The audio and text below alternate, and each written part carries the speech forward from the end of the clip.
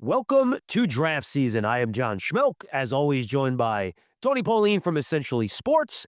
Thank you for being with us today. I'm from home, get over the case of a mini flu bug, which I fought through for the game on Sunday. Rested a couple days, but feeling better now. Fever's gone, ready to roll. Draft season is, of course, presented by Moody's, a proud partner of the New York Football Giants. Decode risk, unlock opportunity. Learn more at Moody's.com. Tony, we got the college football playoffs coming. We're going to talk about that today, the first round. Then we also have a bunch of guys declaring for the NFL draft and also committing to the Senior Bowl or the Shrine Game. So a lot going on right now in the world of college football and the NFL draft. A lot, and it's interesting because, when we had Brett Fabiano from the Senior Bowl on last week, he said that he expected a record low number of underclassmen to enter the 2026 draft, and I would agree. I agreed with that opinion, but in the early going, we're seeing a lot of names of guys that have entered the draft or have already committed to the draft. We'll talk about a few of them. Now, it's going to be interesting to watch this list because you remember Cam Ward 2 years ago initially entered the draft, then went back in the transfer portal and got the deal that he wanted from University of Miami. So again, if they've announced that they're entering for the draft, but they haven't signed with an agent, they could always go back in the transfer portal. So that bears watching. Yeah, no question about it. So you just mentioned the quarterback, Tony. So why don't we start there? I think it's a good place to start. Yep. Not really any declarations here, but two of the big quarterbacks before the year, arguably the in many lists, the top 1 and 2 quarterbacks, not yours, heading into the draft this year were Arch Manning and Lenore Sellers. This week, both those players announcing they're going back to school. Manning returning to Texas. Sellers, it appears as though he's going back to South Carolina. We have not heard that for sure, but that is the case according to reports. Somebody last night I spoke to told me that they believe the deal with South Carolina has been signed by Sellers. So it appears like 99.9% that he's going back. They were going to get back to me with confirmation that the deal was signed. But the fact is this, you know, South Carolina has made a big pitch to Sellers that they're really going to structure or get an offense to develop his game. They brought in Kendall Briles, the offensive coordinator from TCU, and had great success with Josh Hoover this season. I'm sure they're going to bring an offensive lineman, additional offensive lineman, additional receivers. Going back to college was Sellers really, it was his best move. Whether going back to South Carolina was the proper decision remains to be seen. I was in favor of him moving to a different school. Obviously, bringing Kendall Briles is a sign that South Carolina is really going to emphasize or prioritize Lenora Sellers and hopefully turn him into an athlete into a really good passer. I'm guessing Kendall Briles is Art Briles' kid. Is that accurate? You are guessing correct. And then not a surprise that Arch Manning, I thought even if he had a good year, he was going to go back to school. But the fact he had an up and down year, pretty obvious that he was going to head back to school. Yeah, and we talked about this. Yeah, going back to August, if you watch our shows, I mean, the chances of Arch Manning entering the season were less than 1%. They were probably less than 0.1%. Look at his uncles. Look at the history of the family. I mean, players enter the draft because of there's financial strain in the family. That's not the situation in the Manning household. Never mind, it's not. He's just signed a huge NIL deal, and the fact is, he needed to go back. Now, Manning was a much better quarterback when he played Texas A&M at the end of the regular season than he was when he started against Ohio State. So he did show development in his game. Got to give him credit for that. I still don't think he's near the top quarterbacks in this draft. He still needs a lot of work on his game. His propensity to stare down receivers is very concerning to me. But hey, good for Arch Manning going back for another year at Texas. Hopefully he develops his game and he turns into, the top 3 pick that people are projecting. And he also has a very different throwing motion. Like, it's not a traditional throwing motion like his uncles had, Peyton and Eli, and his grandfather and Archie. It's almost like a slingshot type of like 3/4 thing. So I wonder if he's going to work on some of that too. I wonder if that has something to do with his accuracy issues. Third quarterback we want to touch on, Tony, was Brandon Sorsby from Cincinnati. Looks like he's going to enter the transfer portal, and we'll see where he winds up. Yeah, I mean, had an up and down season. Scouts liked him coming into the year. Thought he was a middle round pick. Cincinnati was good up until the very end. Again, I think Sorsby is going the route that I thought Sellers should go. see what's available, see if he can get hooked up with a good quarterback coach. I keep mentioning Josh Heupel at Tennessee because Joey Aguilar is going to be on his way out. It's an understandable move for a quarterback that's got a lot of physical talents and just wants to take his game to the next level. All right, not a ton at the running back position here, Tony. We have one declaration, Emmett Johnson out of Nebraska. We'll start there before we get to two of the guys that'll be heading to the Senior Bowl. Explosive interior runner, had a great season. I grade him as a fifth round prospect. I've talked to people in his camp. They expect him to be a day three selection. So you're probably looking fourth, fifth round area for Emmett Johnson. Had a great year, really came out of nowhere and decided to go to the NFL. What's his size, Tony? Do you have that handy? I'm curious.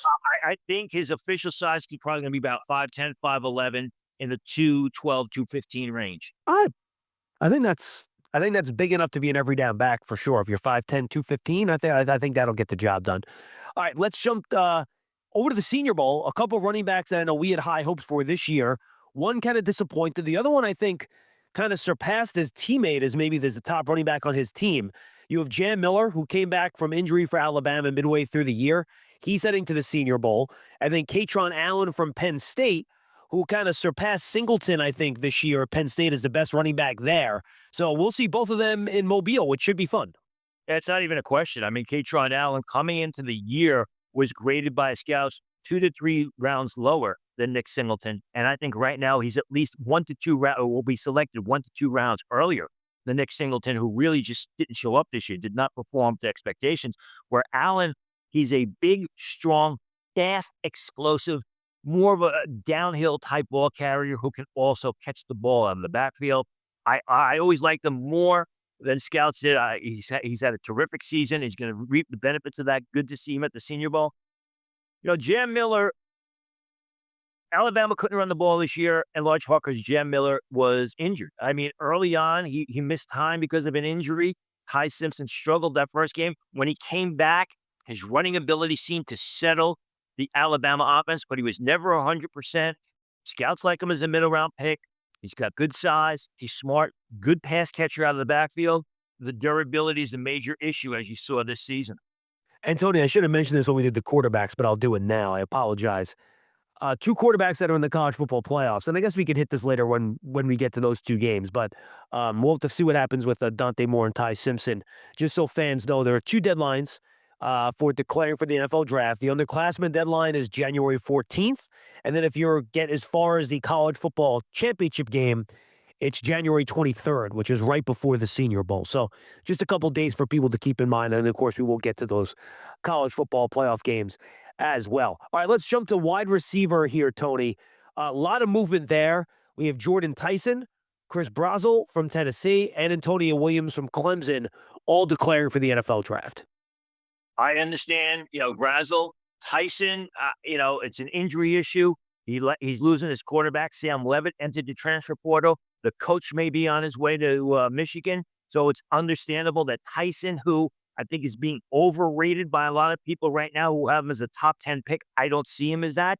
The injury issues, the fact he's not really big, the fact he's not super fast. He's a great pass catcher, but he just doesn't have any great physical traits that separate him from anybody else. Brazel had a great year. Going to be interesting, as I said in the past, to see how he tests, if he tests before the draft. His 40 time, his 10 split. He doesn't look very fast releasing off the line of scrimmage, but he's an exceptional pass catcher who shows sneaky speed, and he makes a lot of acrobatic highlight. Tony, he's one of those guys, he's so long and lanky. He's got those big, long legs. He doesn't look like he's running fast, but he just runs past people. You know what I mean?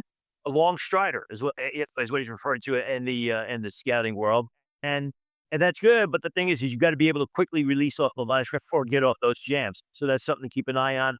Antonio Williams, listen, I loved Antonio Williams coming into the season. He was injured this year. His production was fractional compared to last year. 55 catches in 2024, 25 compared to 75 a year ago. 604 yards receiving this year compared to 904 yards a year ago. I mean, indicative of what we saw with the Clemson program. Probably going to be a day 2 pick, but obviously entering the draft off a down year.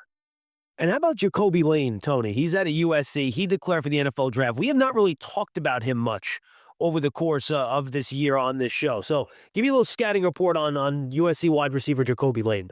Because we talk about Makai Lemon all the time. Now, That's right. Jacoby Lane is your Chris Brazzle type in the sense that he's a bigger guy. He's a perfect counter receiver or complementary receiver to Lemon because he's bigger, he's stronger, he's more of a possession wideout. He's the guy that's going to go up and catch the ball in the crowd. He's your red zone threat. He's not as fast. He's not as quick. Doesn't run sharp routes. A lot of where he ends up in the draft will depend on his testing. I think he is a day 2 selection. He's a good possession wideout. All right, and then Antonio Williams, Tony. He was your number one wide receiver heading into the year. Did not play as well this year as he did last year. Obviously, you could apply that to literally anyone that was on that Clemson roster. They just underperformed this year. Where does he eventually wind up now that he is declared for the NFL draft? I still think he's a day 2 pick, maybe 3rd round area. He's not the biggest guy in the world. I mean, he's probably going to measure in about 5'10" and change, and he doesn't look big on film. He's a good route runner. He was an explosive playmaker in 2024. So scouts are going to have to go back and look at the film.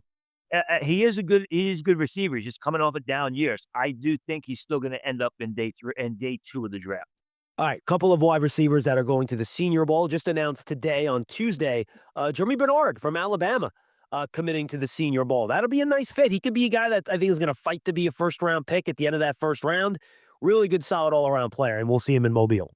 Want to see him in those one-on-ones. Can he get separation? I mean, is he always winning out for the contested grab, or is he separating from receivers through his routes? Not the fastest guy in the world, so he's got to show the ability, to separate from defenders with that route running, rather than just physically beat them down to come away with the catch.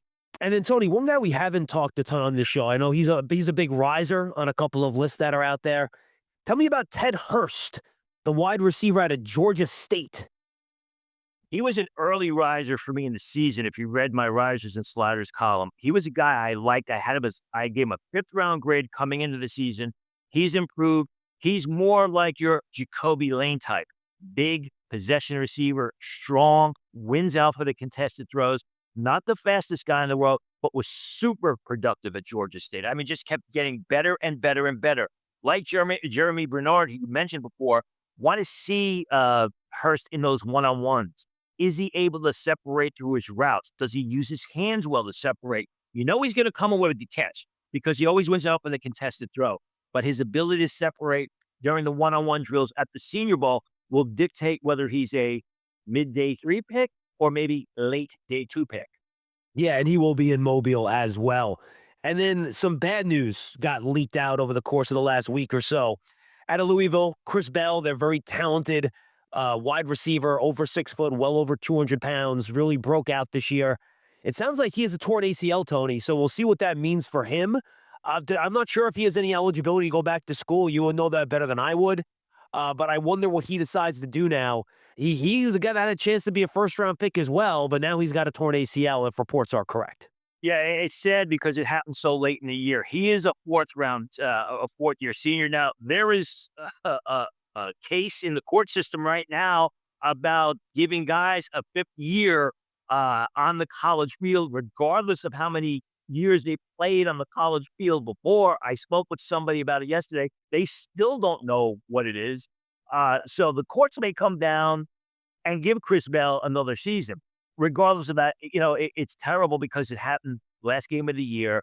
He played so well this year. I had him as a 3rd rounder coming into the season. I don't think he was going to be a first rounder, but man, he was a good receiver.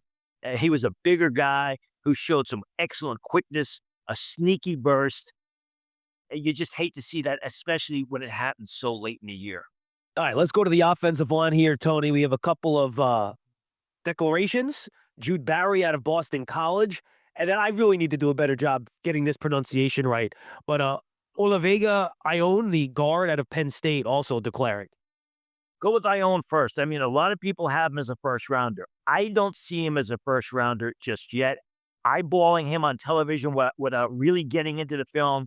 He's a big, powerful, power gap blocker who annihilates people, but also shows a lot of stiffness in the game, not effective blocking in motion, not effective on the second level, the type of offensive lineman that I like. Now, While I don't have him in the first round, I will tell you this. A guy that I speak with, a source that I speak with, who's very well informed on offensive linemen, who a year ago told me that if Armand Membo entered the draft, he would be a top 10 pick. He believes Ione, he's pretty much solid that Ione is going to be a first round selection. So my opinion may change once I get into the film. I like him, but I think he's a little bit more of basically a block. He needs to block in a phone booth because he doesn't have the great mobility.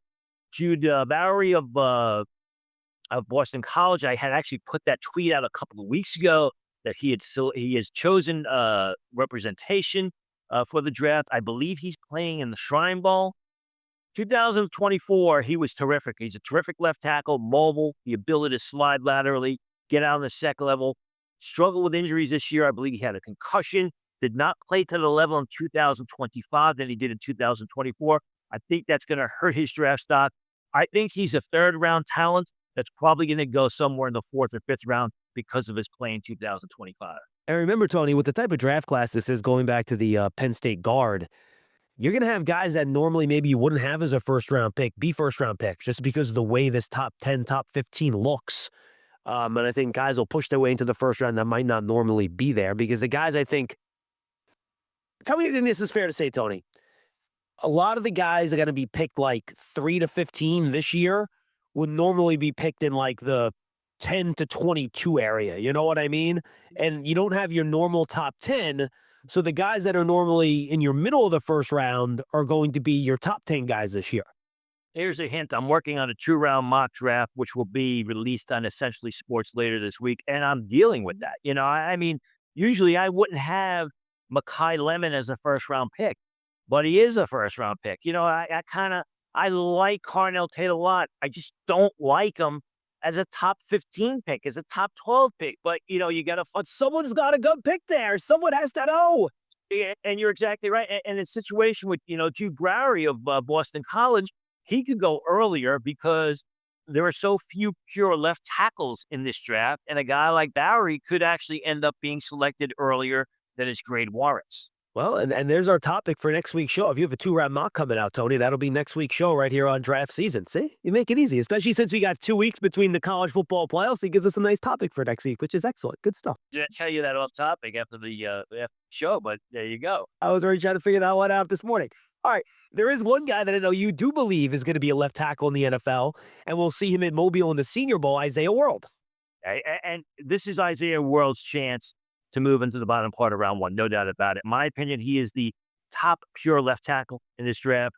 He's answered every call this year. Transfer from Nevada. He was really good from the beginning. We saw him, was it early on? Was it against Michigan? I forgot the game that we talked about. The long arms, the mobile feet, the ability to slide out. Really just a great pass protector. Might have been Penn State. It might have been the Penn State game, like maybe. Yeah. Exactly. Thank you. Against Dennis Dandy Sutton. And listen, you go to the Senior Bowl, quarterbacks, defensive tackles, cornerbacks, and left tackles. Left tackles, especially in those one-on-ones. We saw it with DeJuan Jones a couple of years ago. Everybody fell in love with DeJuan Jones. Wow, he's doing great at left tackle. Here's a chance for Isaiah World. The 3 days of practice at the Senior Bowl will be Isaiah World's opportunity to move into the top 32 picks, no doubt about it. Moody's is a proud partner of the New York Giants, uniting the brightest minds to turn today's risks into tomorrow's opportunities. Learn more at moodys.com. Of course, proud sponsor of draft season. All right, let's go over to the defensive side of the ball, Tony. A bunch of declarations on the defensive line. So we got Keldrick Falk. These are all the guys that we talked about before the year as being top 10 picks. We'll see how many end up being top 10 picks when we get to the draft in 4 months. I think a couple of them still will be, but we'll see. Keldrick Falk out of Auburn. TJ Parker declares he's also going to the Senior Bowl, which will be exciting to see him in those one-on-one drills. And then Peter Woods out of Clemson will also be declaring. And we'll see if Falk or Woods go to one of the All-Star games. We have not heard of any word on that yet. It's sort of like the offensive tackle position, and these guys are very talented, but they didn't live up to expectations. Keldrick Falk is still going to be an early pick. He's going to be a top 10 pick. I know you like him a lot. He's got great size. He's very athletic. But you look, 5 tackles for loss and 2 sacks this year compared to 11 tackles for loss and 7 sacks last year. That's going to be a big conversation come combine time. Teams are going to want to know why did your production basically slide off a cliff? You watched him in 2024. He looked absolutely dominant. And rather than showing that in every game this season, he was very spotty. So there's got to be that concern. Same thing with TJ Parker. It's even worse with TJ Parker. 19 and a half tackles for loss and 11 sacks last year. This year, 9.5 tackles for loss, 5 sacks. You see the explosion. You see the athleticism. Why didn't he get to the quarterback this year? Why wasn't he making plays? That's going to be a big topic of a conversation. Everybody loves Peter Woods. He's one of those he's big-bodied, athletic guys. I think he scored 2 touchdowns this year for Clemson when they lined them up in the backfield. He's a guy who can dominate the action. But again, like his teammate TJ Parker, like Antonio Williams, the receiver from Clemson, I mean, it was very spotty this year, and he's probably going to be a very early selection, top 10 pick because it's such a bad year at defensive tackle. But there's risk in taking a guy like Peter Woods. Yeah, there is, Tony. We'll have to figure out if these guys can turn those physical gifts into production, which is why I think for a guy like TJ Parker at the Senior Bowl, that's the guy when you walk in there, you want to see him own those one-on-one drills, right? Because this isn't a great offensive tackle class, to your point. He should have the physical advantage in every one of his matchups at the Senior Bowl. By the way, him and Isaiah World, we can start previewing it now. That's going to be if they're on different teams, or on the same team, rather, in practice. That's going to be a great matchup, and they like to try to match those position groups up. So you want to see a guy like Parker dominate one-on-ones at the Senior Bowls. If he doesn't, people will be like, well, yeah, look, he didn't produce during the regular season, and now in the All-Star game, he's not dominating either. People will see that as a big red flag. The other reason it's good for Parker to go to the Senior Bowl, and when we had Fabiano from the Senior Bowl on last week, he talked about the interviews. The interview process at the Senior Bowl is geared to be like the interview process at the Combine, but it's much more relaxed. I mean, it's not the in-your-face screaming that you sometimes get at the Combine. So Parker can go to the Senior Bowl, and he can basically interview with 32 teams. And he can knock out all those Combine interviews in a more relaxed atmosphere where he's going to be asked some pretty stressful and pretty uncomfortable questions as to why didn't you produce this season? So, I mean, credit to him. You mentioned on the field, but off the field, those interviews are going to be just as important. And basically, it'll be a box that he can check moving towards the Combine and eventually the draft. And then, Tony, one of the player we'll see going to the Senior Bowl is one of the guys that you really liked before the year. I know he has disappointed you a little bit, Dennis Danny Sutton, the edge rusher out of Penn State. Yeah, I mean, I thought, last year he picked up the slack when Abdul Carter was injured, especially in the college football playoffs. He's tall, he's athletic, he's fast. But I mean, the play was his play was spotty this year, and after he made the sack, it was like he won the game for the team. The play's still going on, and he's flexing and he's cheering. It was just a bad look for what was a very disappointing Penn State football team this year. I'm sure he's going to be asked about it. I think the world of his ability. I think he's got tremendous upside, but I think he basically had a chance to be a first-round pick. He's now going to be a day 2 pick. The Senior Bowl will give him an opportunity to show those skills. And again, there's going to be a lot of uncomfortable questions asked during those interviews at the Senior Bowl. And then, Tony, one other declaration of player that I don't think we've talked about here. Tell us about Anto Saka from Northwestern. I mean, he fits in with Falk and Parker and Woods and Dennis Denny Sutton. That high expectations coming in the season and just failed. I mean, I'm surprised he entered the draft. And I was told that he likes college football, so I don't know what went into that thought process. You watch the film on Saka in 2024, you're like, wow, this guy is just going to have a breakout season. He looks like an explosive pass rusher who can come out of a three-point stance, stand over tackle, good change of direction, making plays in space.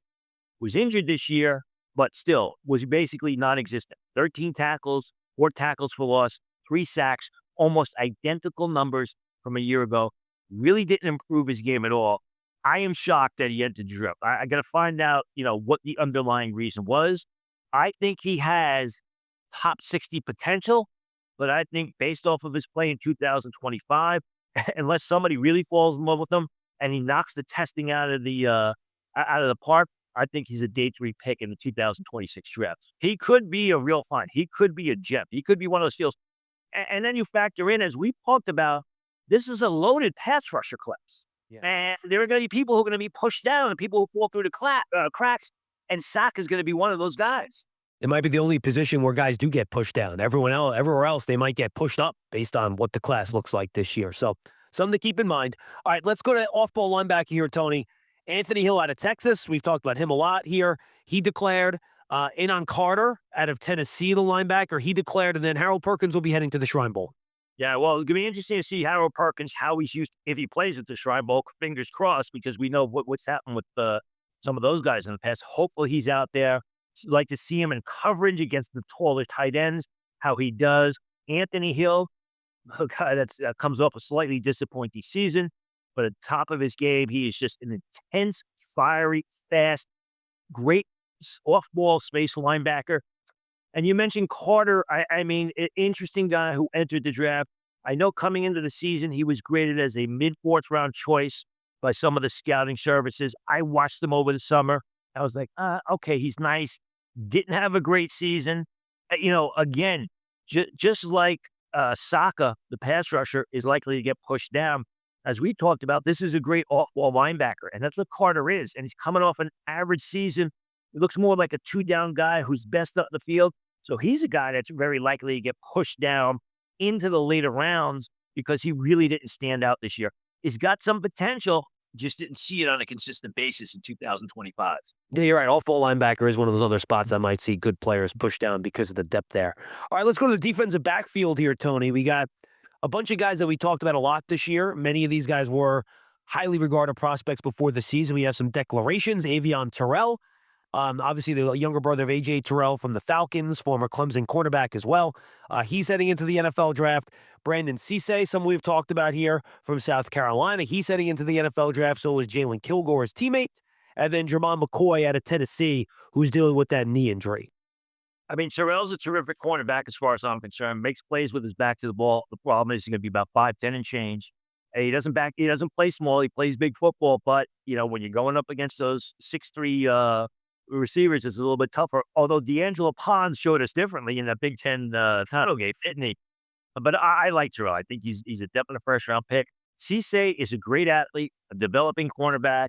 He's got to refine his skills. If you watch him play, too many times he's making plays or defending passes with his catch-up speed, with his recovery speed, rather than with refined ball skills. Kilgore is a guy I liked coming into the season. One of those gigantic defensive backs, cornerbacks that we've seen through the years come out of South Carolina. I think he's a potential day 2 pick. He's got some upside. And McCoy, I mean, there were times in 2024 where McCoy looked great. I mean, smooth off the line in transition, flipping his hips, ran downfield with his receiver he was covering, got his head back around, made plays on the ball. But he's coming off a knee injury, and he didn't take a snap this past season. So, you mentioned the Shannon Revell comparison a week ago, and I think you're spot on with that. I mean, Revell was a guy who was highly rated, played a few good games in 2024, went in the third round in 2023. We'll have to see with McCoy. A lot of it's obviously going to depend on those medicals at the combine, which we know nothing about. And then, Tony, this just came out today. I'm putting you on the spot here. I apologize. Will Lee, the cornerback out of Texas A&M, he will be going to the Senior Bowl. Wondering if you have anything on him. Lee was a guy who was highly rated by scouts coming into the year. When I say highly rated, a day 2 pick. I never saw it on film. I had him more as a 4th, 5th round prospect. Really didn't impress me this year. We'll talk about him in the matchup between Texas A&M and Miami. I think it's a good move for him to go to the Senior Bowl. We talk about the one-on-ones with the pass rushers and the tackles. As we both know, it's just as enjoyable, and you get so much out of watching those one-on-ones between the defensive backs and the receivers. Will Lee's really going to have to step it up during those drills, because I think it was disappointing in 2025. It's funny. You mentioned this a couple of times. Drew Fabianich, who's the new executive director of the Senior Bowl. You guys should go check that out on last week's episode if you haven't watched it.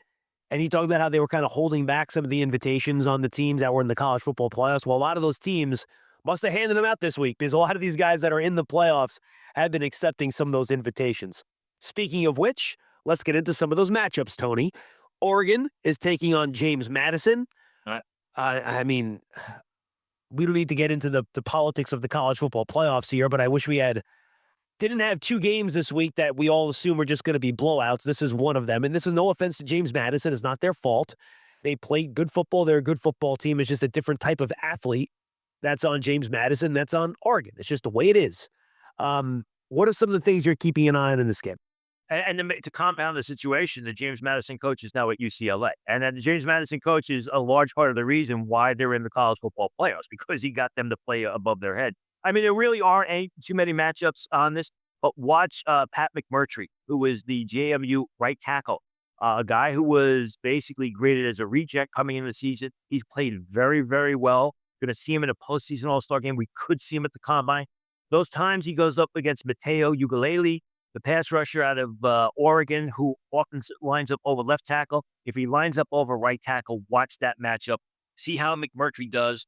Big challenge, big opportunity for him. Yeah, I think you just want to see Dante Moore be dominant, right? I mean, in this game as a quarterback, as he makes his decision, curious if you have any more intel on that, Tony, if he's going to go into the draft or not. And look, if he just as a blow it up college football playoffs, maybe he could even make up some ground on Mendoza to be the first quarterback taken, depending on the team you talk to. I'm curious to see how this goes for him and how that impacts his thought process and whether or not he's going to come out. You know it'll be a good game for him if he's not playing in the fourth quarter because that means that Oregon up and you might as well not play him. I will tell you this, and there's going to be an article on it at essentiallysports.com. The information I received as of Monday of this week is the belief is if he's a top 5 pick, top 3 pick, he will enter the draft. That's the latest word I got. And when you look at the draft order, you look at the teams in the top 5 that need quarterbacks. I believe Dante Moore will be a top 5 pick. Yeah, I think given what we're looking at now between the Jets and the Raiders, I think will be the two teams that you're kind of Yeah, and the Browns. I mean, on the Browns, right? For sure. are you going to have Shedeur Sanders carry that franchise? I mean, listen, credit to Shedeur Sanders. He's played relatively well, but not this week. It's quarterback of the future.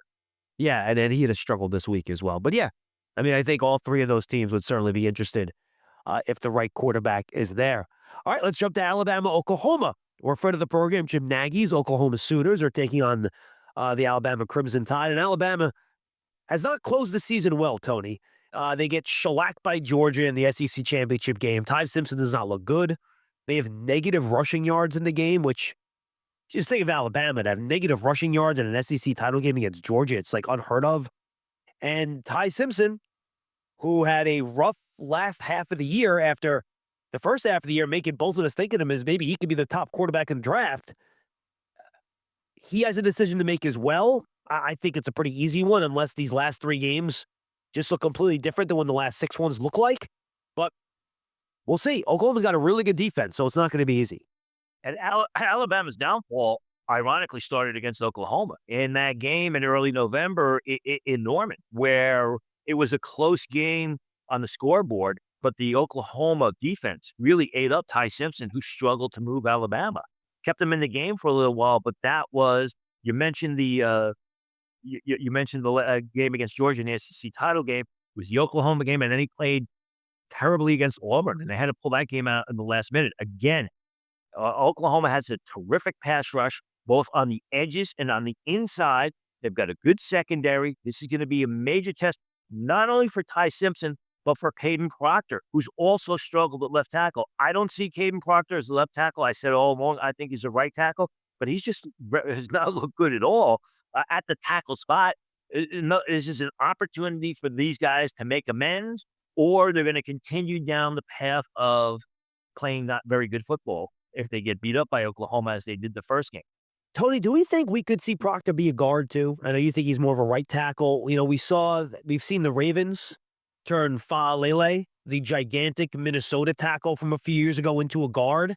I mean, physically, just in terms of size, he's very similar to what Caden Proctor is. I wonder, do you think some NFL teams could look at Proctor as a guard? I'm sure they would. I would say that I think Proctor is a better tackle than Faalele was when I hear that. Yep. And my belief is you leave him at tackle until they can't play tackle, and you got to ship them inside. But of course, I mean, there will be teams. And remember, while Proctor has struggled at times at left tackle, he moves incredibly well. So if you want a bigger guard that shows the ability to get out of the second level and take linebackers out of the action, he could be your guy. Yeah, no question about it. All right, Tony, let's go to Tulane and Ole Miss. We saw this game mid-season, and Ole Miss destroyed Tulane. But you like their quarterback a little bit. Yeah, I mean, Jay Retzliff, you know the story. He was at BYU last year, had a good season at BYU, broke the code of conduct, was dismissed from the team, went to Tulane. Now Tulane, they win the American Athletic Conference. Uh, they're in the college football playoffs. He's a smart, methodical quarterback. Decent arm, not a great arm. Doesn't make bad decisions. But again, I mean, he's not playing Memphis here. He's not playing Navy. He's not playing Temple. He's playing Mississippi again. So basically, a chance for him to make amends from that first game you mentioned. Yeah, and then let's jump to the final game, and this is what I'm probably most excited about. Miami and Texas A&M. It should be a really good game between two teams that, Miami closed the season well after the slow start. Texas A&M had that disappointing end to the year, couldn't get into the SEC title game, right? Let's start up front. Cassius Howell, who I think is one of the risers in this year's draft class, really came on strong and played well. And he's going to go against Francis Mauigoa, who I know a lot of people see as a guard heading into the National Football League, but he'll obviously be playing tackle this week. Yeah, he's guard because he's a little bit short. He doesn't have that tackle height, but both of these guys are athletic, mobile guys. You talk about Howard, great up the field, great closing burst, but can also play off the line of scrimmage. You want to drop him off the line in space on zone blitzes. He does a good job. Gets out laterally in pursuit, chasing down running backs. Does a terrific job there. Maragoa is an athletic right tackle who may be able to play on the left side if you want to leave him a tackle. Good footwork, good movement skills, the ability to get out to the second level and block in motion, good lateral range. He's not your traditional stiff, tight right tackle. He's more your Lane Johnson athletic type at right tackle. So if they are matched up or when they are matched up, you got two really good athletes, two really good football players with similar types of traits going against one another. All right, then let's flip it on the other side. You want to talk about the Miami pass rushers against this offensive line for Texas A&M, which has done a really nice job this year. Yeah, I mean, Trey Zune's the left tackle, a guy who started since he was a freshman. Not super athletic, not really big, but he gets the job done. He projects, you talk about tackles who project inside the guard. That's definitely Zune. When we see him in the postseason, I believe he's going to be at the Shrine game. I may need to be correct on that. He's going to be playing guard or center or both guard and center because that's where he projects. But he's a good pass protector. And Demetrius Cronauer, their big right tackle, has also done a solid job. Now you're going up against Ruben Bain, who everybody loves. He's going to be a top 10 pick. Doesn't have great stats this year, but you watch the film. He's explosive. He's a natural edge rusher who's fast up the field and can bend and alter his angle of attack. And Akeem Mesidor, his teammate who doesn't get a fraction of the headlines, but is also a really good defensive end. Better Smith as a defensive end in a four-man front who gets a lot of force up the field. He gets a lot of momentum going. He's been a good player, had some injury issues at the Miami, chose to come back in 2025, and it's worked out perfectly for him. So the battles on the edges, the battles between the tackles and the pass rushers from when Miami has Texas A&M has the ball is going to be one to watch. Tony, have you heard rather from the people you talk to around the league that some people might see Bain as an interior pass rusher as a three technique rather than edge? I've heard potentially in a three-man line. I've heard in a three-man line what use one gap systems, and what that means is it's a three-man line where where the linebacker standing over tackle is basically up at the line of scrimmage, as opposed to a traditional three-man line with a two-gap scheme. Interesting. All right, and then finally, you mentioned Will Lee already. You like his matchup this week against some of that Miami wide receiver core. DJ Daniels, the former Liberty, that transferred from Liberty, he's a bigger possession wideout. I mean, Will Lee has got an athletic advantage on CJ Daniels, but Daniels has shown himself to be a real good football player. Potential day 3 pick, makes a lot of highlight reel type of receptions when the passes are thrown by Beck. So it's going to be a real good matchup. Again, Lee, going back to what I said before, has had a disappointing season. I think CJ Daniels has played better than people expect. This is a chance for Will Lee to start to reel it in and basically play to the level that scouts thought it was possible. All right, Tony. Anything else you want to add here before we say goodbye? Other way around, just the one more. Keontae Scott, the top nickelback from Miami. He's had a foot injury. They're saying he's going to play. Played really well at Auburn for 3 years. Transferred to Miami. Played well when he was healthy this season. Potential day 3 pick. If he plays on the if he's on the field, like I said, he's been suffering with the foot injury. Word as of yesterday was they expect him to play up against Casey Concepcion. In my opinion, one of the most underrated skill players in the nation. As a receiver, as a return specialist, he's fast, he's quick, he's exceptional running after the catch. So when that matchup, or if that matchup comes to fruition, it's going to be an interesting one to watch. Tony, tell the people what you have coming up on Essentially Sports. Well, we'll have an interesting article about Dante Moore. What I'm hearing about his next level decision making as of right now, what people around him think. And as I said earlier, what we'll be discussing next week is my 2-round mock draft, and I'm sure the long knives will be out for that one. Oh, they always are, Tony. We'll go through all of that on next week's draft season presented by Moody's, a proud partner of the New York Football Giants. That's all the time we have for draft season. Thanks for being with us, everybody. Enjoy your college football playoffs this weekend. Tony and I'll be back with you next week as we talk about his mock drafts and review a weekend of college football. We'll talk to you then. Have a good one, everybody.